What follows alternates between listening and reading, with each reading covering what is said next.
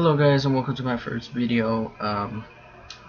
It's a little bit awkward, but let's see if we can start this. Hopefully this turns out to be what I want it to be and what every YouTuber wants it to be. Of course, as you can see, my first video does contain Showdown. I am gonna do Showdown daily for about a month or so. After that, I'll try to see what my schedule wants to do, because right now I am at school. So let's go on with the first battle. This was a nifty battle. This was a pretty good, nice battle. As you can see, I have, well, that's not what I have.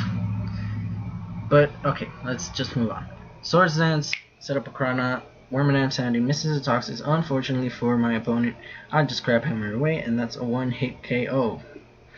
I am Life Orb, so I take a little bit of damage, not too much. Chestnut comes in. I'm scared. I'm shitting my pants right now, so I bring out Hypno because I know Hypno can take a Wood Hammer. I did not expect it to be that much. You can see Chestnut is also Life Orb. Not Life Orb. Wait, Wood Hammer. Duh. Alright. So Slowbro comes in. I'm predicting he's gonna Wood Hammer away. My Protect fails. Slowbro's out here. Slowbro Mega Evolves, as obvious as it was. I Toxic it because I don't want a Mega Slowbro in here.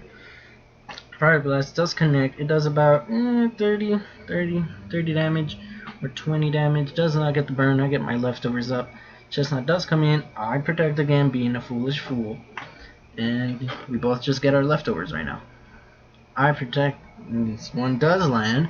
And I see the Wood Hammer. I know I can't take another Wood Hammer because it did about 52%. I only had 49. I did not want him to die at that time. I Toxic Chestnut, excuse me. And this Wood Hammer does not take me out, but the recoil is going to do a lot in my favor because Chestnut does not have full health now. Shaman comes in. I'm expecting the Chestnut to stay in. Psychic does land. I get the special defense drop. I get a little bit of leftovers. I did not predict him to stay in. I just left it off. And I decided this Shaman can have his leftovers. I bring in X-Flood, predicting him to Earth Power. I know I can take it, and boom, Choice Picks Ice Beam takes the Shaman's guy out. You can see the Marowak comes in, and I'm expecting, I expect the Earthquake. I knew I could take it. I didn't know it was going to do that much. I got pretty scared, but as you can see, the Ice Beam, the X-Flood does outspeed the Marowak. I got pretty lucky there.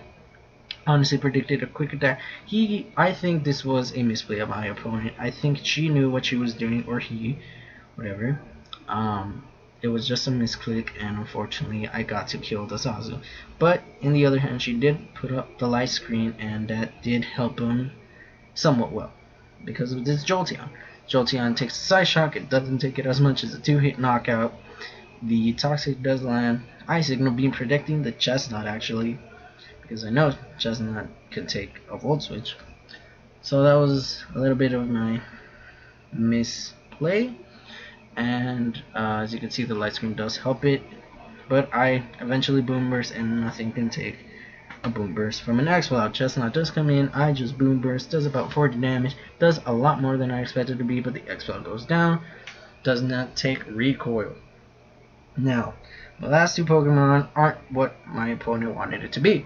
Crawdon is still here. I decided to just leave it off as Death Father because he's going to take damage. He's also going to take toxic damage. No biggie.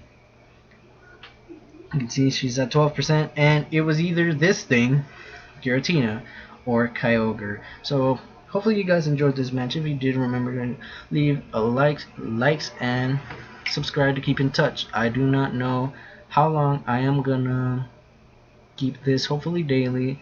But if not, follow me on here, YouTube, and I will leave my Twitter and my Instagram out in the description. Have a wonderful day, guys, and I'll see you soon.